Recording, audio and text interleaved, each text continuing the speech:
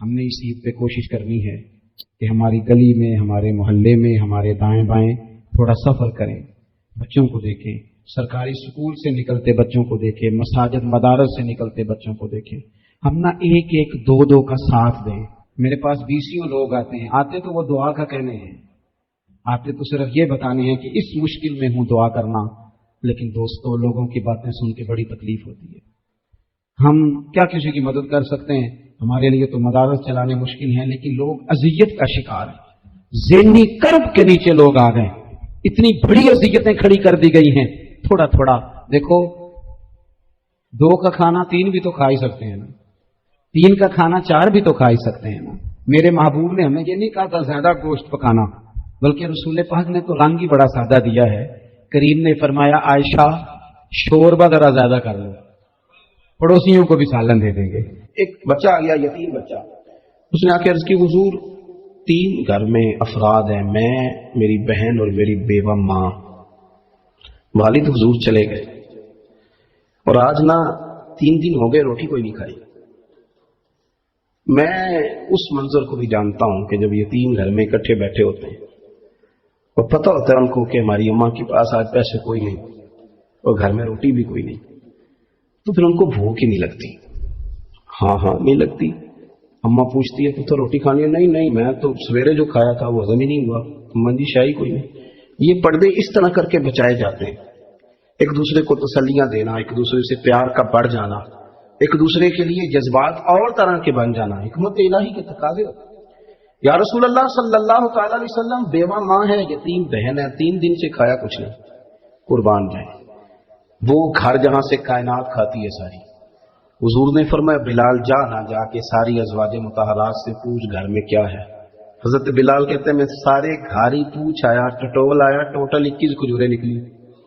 ये 2 जहां के शाह हैं और पास कुछ रखते नहीं, 2 जहां की नेमतें हैं, इनके खाली हाथ में हुजूर के सारे घर को मैं ढूंढ, 21 खजूरें निकली तो ला के मैंने पेश कर दी, तो हुजूर ने डायरेक्ट उसको नहीं दी, नबी पाक ने अपने हाथ पे रख ली। और कहते हैं फिर हुजूर ने ना अपना मुंह मुबारक करीब किया खजूरों। सहाबा खुद फरमाते हैं कि ये जो हुजूर ने मुंह मुबारक करीब किया है ना, तो नबी पाक बरकत की दुआ कर रहे थे। 21 खजूरों पे बरकत की दुआ हुई। हुजूर ने उस बच्चे को बुलाया, थपकी दी, फरमाया ले जा 7 तेरी बहन की।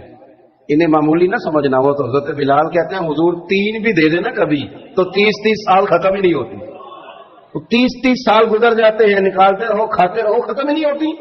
हजरत सैयदना अबू हुरैरा रज़ियल्लाहु ताला अन्हु फरमाते, हुजूर ने फरमाया 7 तेरी बहन की, 7 तेरी वालदा की, और 7 हुजूर ने और भी तलकीन फरमाई। फरमाया एक सवेरे खाया करना, एक शाम को खाया करना, ये ले जा। हजरत सैयदना बिलाल हबशी कहते हैं रज़ियल्लाहु ताला अन्हु के बच्चा लेके जब बाहर निकला तो हजरत सैयदना मुआज़ इब्न जबल दौड़ के गए और जाके बच्चे के सर पे शफकत से हाथ फेरा।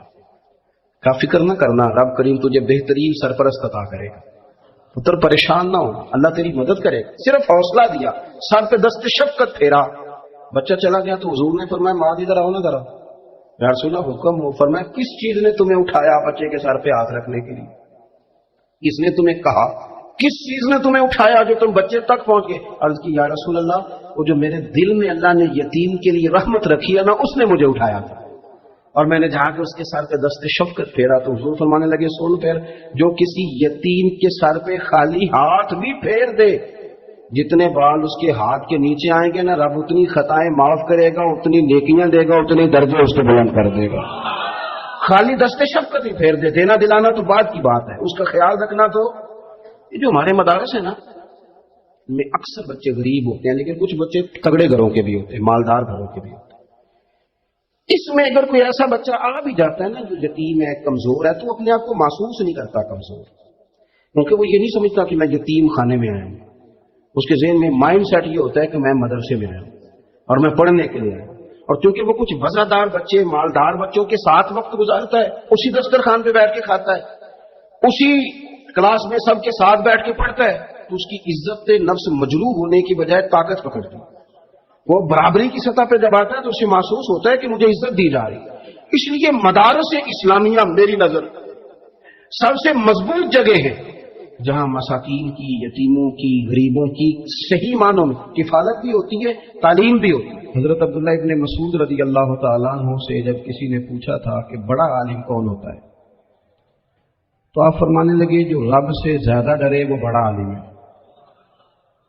اور دلیل انہوں نے یہ دی کہ اللہ کریم نے قرآن مجید میں فرمایا ہے کہ انما یخشی اللہ من عبادہ العلماء، اللہ کے بندوں میں سے جو عالم ہیں وہ رب سے ڈرتے ہیں۔ تو دینی تعلیم، اس کی معلومات حاصل کرنے کی کوشش کریں، صحیح کریں۔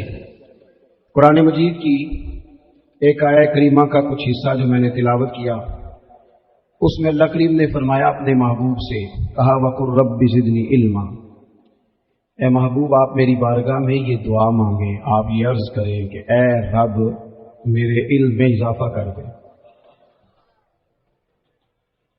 اے مالک میرے علم میں اضافہ کر دے۔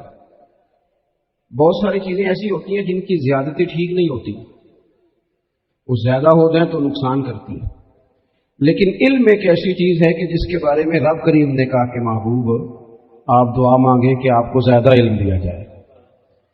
اور پھر علم ایک ایسی چیز ہے کہ کوئی بھی آدمی یہ دعویٰ نہ کرے کہ میں نے اب بڑا حاصل کر لیا ہے، میری اب تکمیل ہو گئی ہے، میں اب مکمل ہو گیا ہوں۔ جن کو اللہ نے غیب کے خزانوں کی کنجیاں دی ہیں نا، ان سے بھی رب کریم نے کہا ہے کہ محبوب آپ دعا کریں کہ مالک میرے علم میں اضافہ کر دے۔ تو جب وہاں تک یہ بات ہے تو پھر عام آدمی کو بھی چاہیے کہ وہ اپنی معلومات میں اضافے کا شوق پیدا کرے۔ اور تیسری بات یہ کہ جو حضور کے علم شریف پر بات کرتے ہیں وہ بھی اس آیت سے سیکھیں کہ حضور کا علم تو ہر روز رب اس میں اضافہ فرما رہا ہے، تو ہر روز اضافہ ہو رہا ہے۔ وَلَلْآخِرَةُ خَيْرٌ لَكَ مِنَ الْأُولَىٰ، ہر روز ترقی ہو رہی ہے حضور کے علم شریف کی بھی۔ تو ہمارے ہاں زیادہ تر لوگ بات اس لیے سیکھتے ہیں کہ میں کوئی کہیں سے مسئلہ سیکھوں گا پھر جا کے اپنی مسجد کے امام کو تنگ کروں گا، تو وہاں تو میں یہ سن کے آیا ہوں کہ یہاں یہ کام کیوں نہیں ہوتا۔ میں کوئی بات سیکھوں گا تو پھر میں اس سے بحث کا دروازہ کھولوں گا۔ علم کا مطلب ہی اپنے آپ کو سنوارنا ہے، معلومات حاصل کرنے کا مطلب یہ کہ آپ کے عمل میں پختگی آئے، آپ کے کردار میں پختگی آئے، آپ نے جو سیکھا ہے آپ اس کے مطابق اپنے آپ کو ڈھالیں۔ مسلم شریف میں موجود ہے، نبی پاک صلی اللہ علیہ وسلم نے دعا مانگی ہے، اے اللہ میں اس علم سے تیری پناہ مانگتا ہوں جو علم تو ہو پر نفع والا نہ ہو۔ جس بندے کے علم نے اسے نفع نہیں دیا، وہ کچھ سیکھ نہیں سکا اسے، تو اس کا علم کسی کو کیا نفع دے گا جب خود سے اس نے۔ اور صوفیاء کرام تو فرماتے ہیں کہ جو لوگ بڑی معلومات حاصل کر لیں، بڑی باتیں سیکھ لیں، پنچایت میں کسی کو بولنے نہ دیں، گھر میں کسی کو بولنے نہ دیں، بہت سارے لوگ تو علماء کو بھی مشورہ دیتے ہیں، بڑی باتیں کرے لیکن عمل کے لحاظ سے بندہ زیرو ہو، تو اہل دل فرماتے ہیں اس کی صحبت سے بچو۔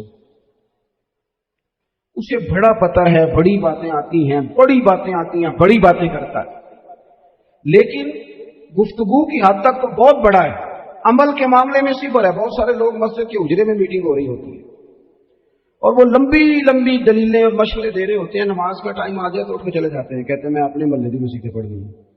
کئیوں کو کام یاد آ جاتا ہے۔ فرمایا کہ شخص کے پاس معلومات بڑی ہوں لیکن عمل کے معاملے میں بندہ زیرو ہو تو اسے بچنا کیوں؟ اس لیے کہ اگر پڑھا لکھا آدمی بے عمل ہونا تو وہ اپنی بے عملی پر بھی دلیلیں پیش کرتا ہے۔ وہ کہتا ہے میں یہ کام نہیں کرتا تو یہ میرے پاس دلیل ہے، وہ تو بے عملی کو بھی مزین کر دے گا معاذ۔ تو دینی تعلیم ایک تو حاصل اس لیے کرے کہ ہم نے اپنے آپ کو سنوارنا ہے، اور دوسرا علم کا شوق طبیعت میں ہو۔ دیکھیں نا، اللہ کے حبیب صلی اللہ علیہ وسلم نے فرمایا ہے کہ جو علم کے رستے پہ چل پڑا وہ جنت کے رستے پہ چل پڑا ہے۔ جمعوں میں، محفلوں میں کانوں کے ذائقے کے لیے نہ آئیں، اس لیے آئیں کہ میرے علم میں، میرے عمل میں یہ کوئی اضافے کی بات بنے گی، میں کوئی نصیحت حاصل کروں گا تو میرے دل کا زنگ اترے گا۔ ہمارے ہاں یہاں لوگ مزے کے لیے آتے ہیں اور آج کل لوگ فوٹو کے لیے آتے ہیں۔ ان دو کاموں سے نکل کر خالص اصلاح کی نیت سے علم کا شوق، ہمارے ہاں تیزی سے ایک حرکت کی گئی، علماء کا وقار خراب کیا گیا اور لوگوں کو دینی علوم سے دور کیا گیا، اور اس میں بعض بیچارے واعظین اور خطباء نے بھی کردار ادا کیا جب جعلی پیر کی تعریفیں کھول کے کی، اور اسے پتہ نہیں کہاں تک یہ اسٹیج ہوتے ہیں نا، ان میں کوئی بندہ اچھا لگے بھی تو اس کے لیے دعا کرنی چاہیے، تعریفیں نہیں کرنی چاہیے. تعریفیں اس کا کوئی فائدہ نہیں ہے. اس بندے کو تو دعا کا فائدہ ہے. اگر آپ کو اچھا لگ رہا ہے تو اسے دعا دیں، اس سے زیادہ کچھ نہیں کریں. اور ہمارے ہاں جناب وہ نقیب محفل بیچارے کی شامت آ جاتی ہے اگر تعریفیں تھوڑی کرے تو کہتے ہیں تو نام ہی نہیں لینا ہوتا. اور بھائی اس کے نام لینے سے آپ کا قد اونچا ہوتا ہے. تو علم اور عالم ان دونوں چیزوں سے قوم کو دور کیا گیا. دینی تعلیمات کا فقدان ہے. جو میٹرک تک لوگ 60-70 کتابیں پڑھ جاتے ہیں انہیں بھی قرآن پاک ٹھیک سے نہیں پڑھنا آتا.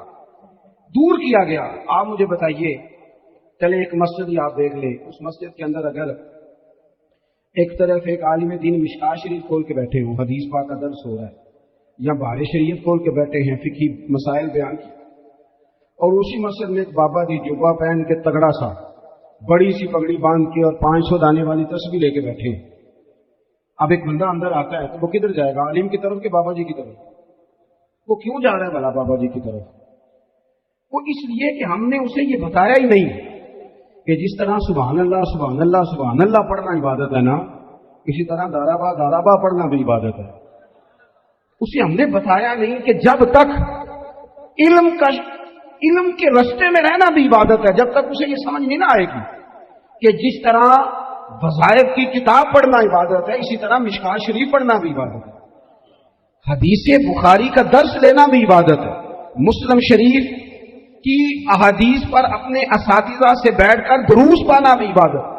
جب تک یہ پورا مزاج دیکھے نا، نبی پاک صلی اللہ علیہ وسلم نے فرمایا رات کی ایک گھڑی بھر دین سیکھ لینا ساری رات نفل پڑھنے سے بہتر ہے. اب ہمیں سمجھنا چاہیے کہ کتاب پڑھ کے بھی بندہ رب رسول تک پہنچ سکتا ہے.